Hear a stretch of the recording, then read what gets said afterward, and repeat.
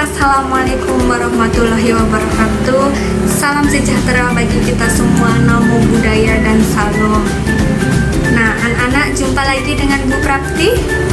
Untuk hari ini bagaimana kabarnya anak-anak?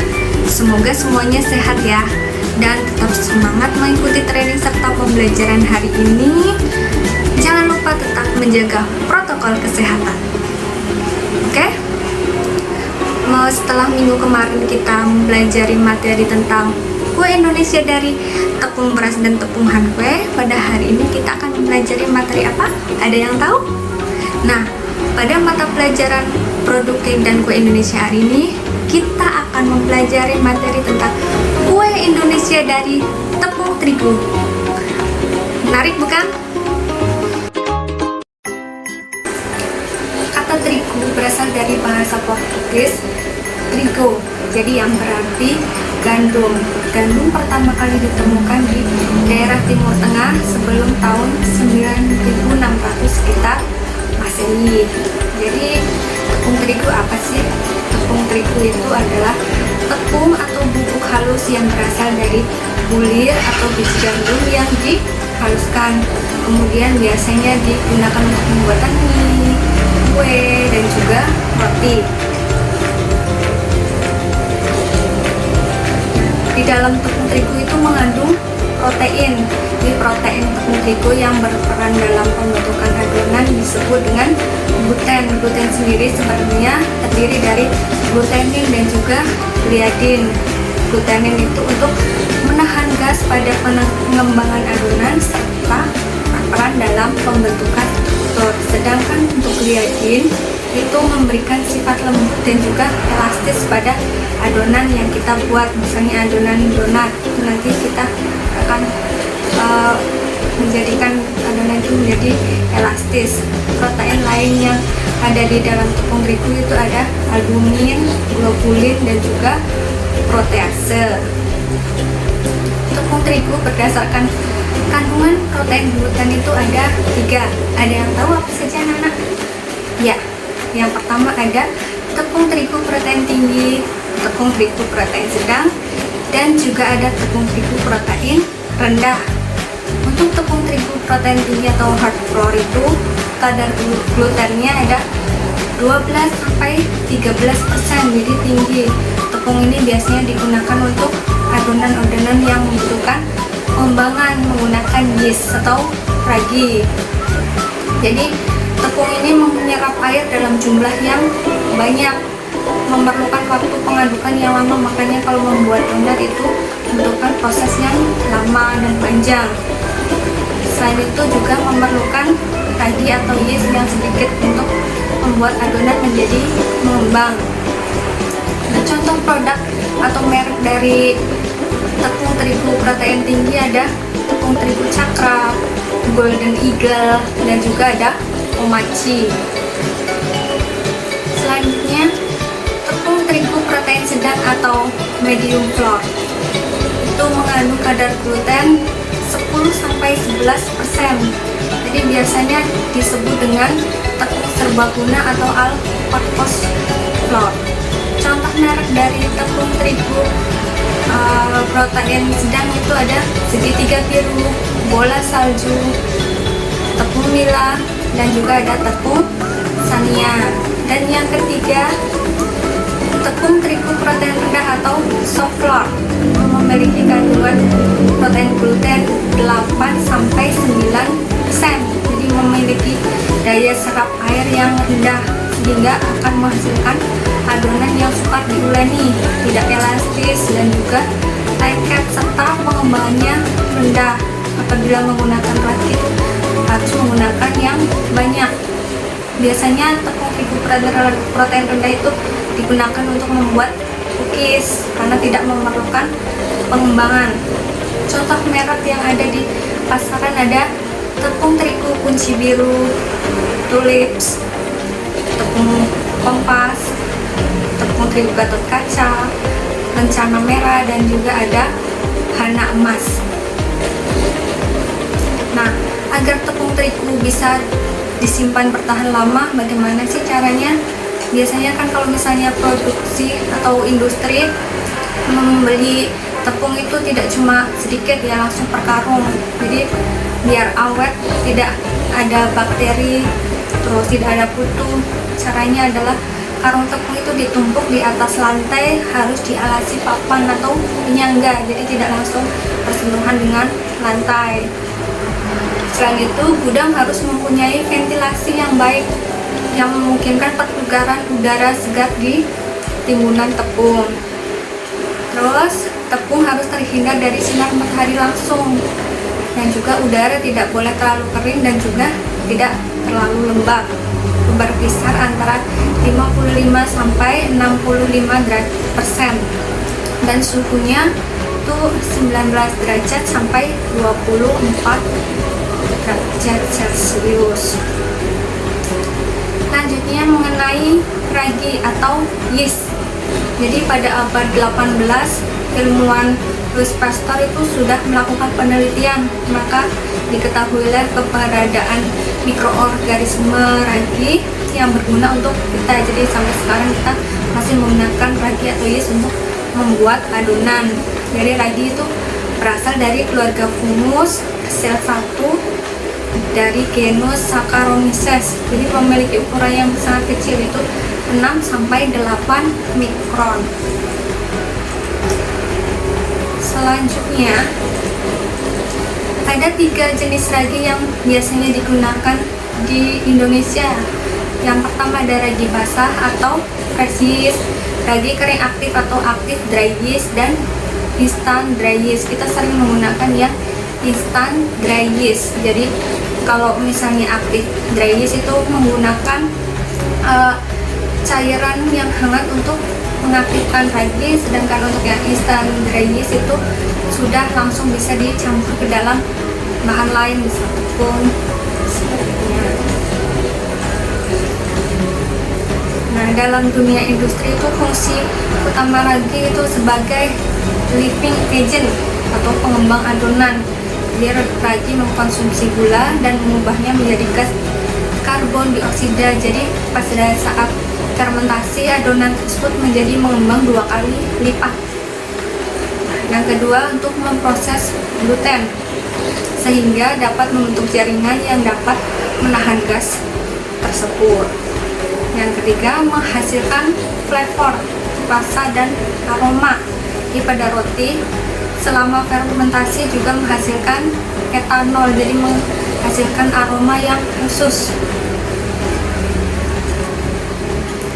Selanjutnya macam-macam bentuk ragi. Yang pertama ada ragi cair atau liquid yeast. Ini diproduksi dari yeast cream yang berlangsung pada tahap proses industri. Jadi ragi ini biasanya digunakan oleh skala industri dengan proses yang otomatis menggunakan mesin. Sayangnya kalau misalnya ragi cair ini hanya bertahan untuk disimpan 2 minggu saja, setelah itu raginya akan rusak. Selanjutnya ada ragi basah atau fresh yeast. Ini yeast cream yang dikeringkan dan dipadatkan sehingga mengandung 28 sampai 35% materi kering. Jadi berbentuk blok-blok persegi, sudah lebih padat daripada yang tadi ya. Dan ini biasanya harus disimpan pada suhu yang dingin 2 sampai 6 derajat Celcius, dan umur kadaluarsanya pun hanya berkisar 2 sampai 3 minggu saja. Kelebihan penggunaan fresh yeast ini harganya relatif murah. Jadi misalnya kita menggunakan sedikit itu bisa dipakai untuk banyak resep. Tapi kekurangannya sensitif terhadap kelembaban. Selanjutnya ada ragi kering aktif atau active dry yeast. Jadi ragi yang terbuat dari yeast cream yang dipanaskan dan dikeringkan hingga didapatkan 92 sampai 93% bahan kering. Ragi ini sudah berbentuk butiran kering. Jadi akan tetapi dalam penggunaannya ini harus dilarutkan dengan air hangat terlebih dahulu. Ini untuk pencampurannya bisa membutuhkan waktu sekitar 15 menit.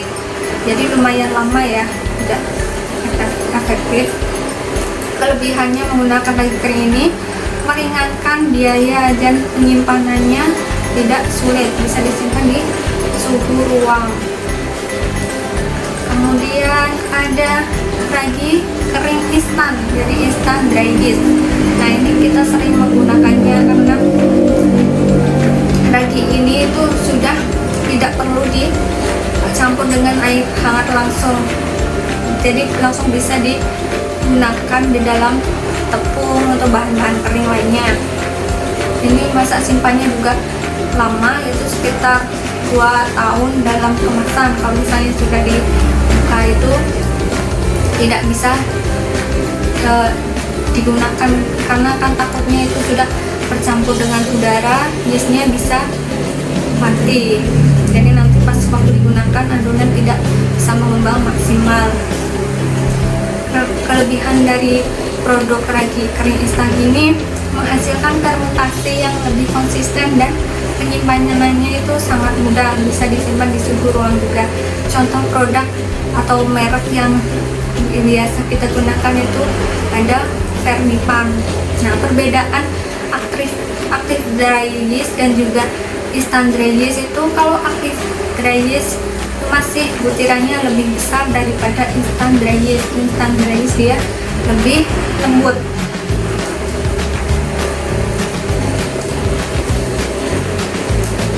Dan yang terakhir ada ragi beku atau frozen yeast. Ragi ini mengandung 90% materi kering yang didinginkan pada suhu dan juga sudah disimpan dalam freezer, jadi berbentuk frozen beku. Aktivitas ragi ini menjadi lambat selama pengadukan karena kan itu suhunya dingin.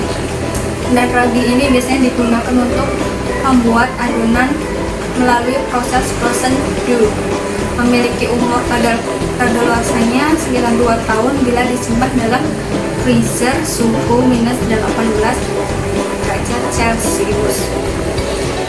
Selanjutnya, ciri-ciri ragi yang masih baik dan juga yang sudah rusak. Anak-anak sudah tahu bedanya gimana? Kalau misalnya ragi yang masih baik itu apabila diraba terasa dingin, berwarna krem, atau butir-butirnya itu kecil dan bersih, berbau sedap seperti buah apel yang masak.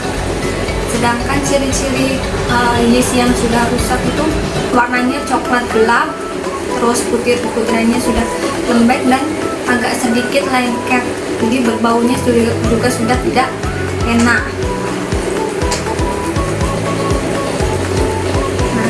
Pasti ragi akan bertumbuh baik, atau temperatur berapa yang cocok untuk fermentasi dan juga proofing adonan kita itu sekitar suhu 20-32 derajat Celcius. Apabila suhunya 1 derajat itu ragi sudah tidak aktif, dan jika suhu di atas 60 derajat ragi itu akan mati. Selanjutnya ada adonan bragi atau yeast dough. Ciri khas adonan bragi apa, ayo? Ada yang tahu? Ciri khas adonan bragi yaitu volume adonannya itu mengembang dan berpori halus. Jadi pada waktu fermentasi atau proofing, adonan akan mengembang menjadi 2 kali lipat, ya, kayak menjadi balon itu sudah dipompa. Pemakaian ragi dalam adonan sangat berguna untuk mengembangkan adonan karena terjadi proses ragian terhadap gula, memberi aroma, dan juga berpori halus. Macam-macam adonan ragi ada 3. Adonan ragi ringan, adonan ragi menengah atau lembut, dan juga adonan ragi berat. Kalau adonan ragi ringan itu mengandung sedikit lemak dan gula. Kegunaannya biasanya untuk strudel dan juga sebagai bahan untuk adonan bermentega. Yang kedua, adonan ragi menengah atau lembut. Ini sedikit mengandung lebih banyak lemak dan juga telur. Jadi biasanya digunakan untuk brioche dan juga bisa digunakan untuk donat. Yang ketiga, adonan ragi berat. Ini mengandung banyak lemak dan juga kandungan telurnya banyak. Contohnya untuk membuat macam-macam cake yang menggunakan yeast atau ragi. Nah,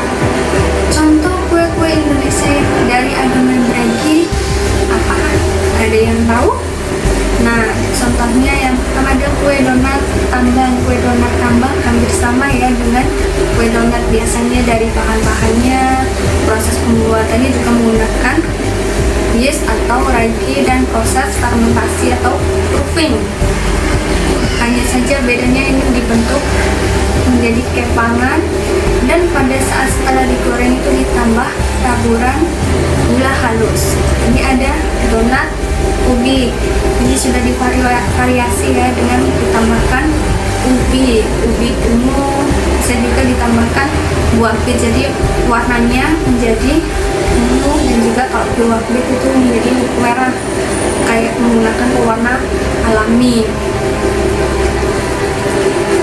Selanjutnya ada kue cookies. Adonannya itu sedikit kental, jadi pas waktu dicetak, cetakannya akan berbentuk seperti setengah lingkaran, tidak usah terlalu penuh. Setelah setengah matang baru dikasih topping. Selanjutnya ada martabak manis. Ada yang tahu martabak manis dari mana ya? Martabak manis itu dari Bangka. Bisa diberi topping dari keju, terus meses, selai. Ini ada kue bapel yang menggunakan cetakan khusus, cetakan bapel. Ada juga bakpao. Nah, selanjutnya ada Bika Ambon. Ada yang tahu Bika Ambon itu dari mana? Ya, meskipun namanya Bika Ambon, dari namanya itu kan Ambon, pasti mikirnya Ambon ya. Ternyata itu dari Medan, itu ada di Jalan Ambon. Menggunakan pewarna alami jadi dari kunyit. Selanjutnya ada kue bantal yang biasa sering disebut dengan odading. Ini bahan-bahannya hampir sama dengan donat. Pada saat setelah adonan jadi ditambahkan dengan micin. Selanjutnya, kue Indonesia dari tepung terigu itu berdasarkan teknik olahan ada digoreng. Contohnya ada onde-onde ketawa. Onde-onde ketawa sebelum digoreng itu digunting dulu permukaan atasnya, jadi nanti pas digoreng itu nanti bisa merekah. Selanjutnya ada risol dan juga lumpia. Perbedaannya kalau risol menggunakan tepung panir. Selanjutnya ada biji ketapang dan kue bawang. Selain itu, ada juga dengan teknik dikukus. Contohnya ada bolu kukus, putu ayu, dan juga ada kue sakura kukus. Selain digoreng, dikukus, ada juga dengan teknik dicetak. Ini menggunakan cetakan khusus. Contohnya ada kue semprong, kue cubit. Kue cubit ini berasal dari Jakarta, dengan ciri khas yaitu kecil dan bisa dikasih topping macam-macam. Ini ada dadar gulung yang berisi unti. Unti itu dari parutan kelapa yang dicampur dengan gula merah dan ditambah garam sedikit, jadi dimasak. Terus ada kue lumpur dan juga kue balok. Kue balok berasal dari Jawa Barat, yaitu dari Bandung. Ciri khasnya itu ada lumeran atau lelehan coklat. Selanjutnya, sekarang sudah banyak ya kue Indonesia yang divariasikan atau dikembangkan dengan bahan pangan lokal. Misalnya saja dari ubi ungu. Contoh ada kue lumpur ubi ungu, bolu kukus ubi ungu, bolu yang di atasnya bisa dikasih ubi ungu dan bawahnya dikasih labu kuning, jadi menggunakan pewarna alami. Terus ada kue lepon ubi ungu. Selanjutnya ada kue lumpur labu kuning. Jadi ini pengembangan dengan labu kuning menghasilkan warna kuning tentunya. Terus ada talam labu kuning, kue labu kuning, putu ayu labu kuning, dan ada telepon labu kuning. Selain tadi ada ubi ungu dan labu kuning, bisa menggunakan buah bit, jadi menghasilkan warna merah. Contohnya ada dadar gulung, nanti itu warna merah alami. Terus ada donat buah bit dan ada klepon buah bit. Selanjutnya ibu punya tugas untuk kalian, jadi nanti ditulis di komentar classroom. Jadi kalian pikir kira-kira punya ide apa ya untuk memvariasikan kue Indonesia dengan bahan-bahan lokal. Nanti setiap siswa tidak boleh sama ya, idenya harus berbeda dan tidak boleh sama dengan contoh yang tadi ibu sebutkan. Cukup sekian pembelajaran hari ini, semoga bermanfaat. Tetap semangat dan tetap jaga protokol kesehatan.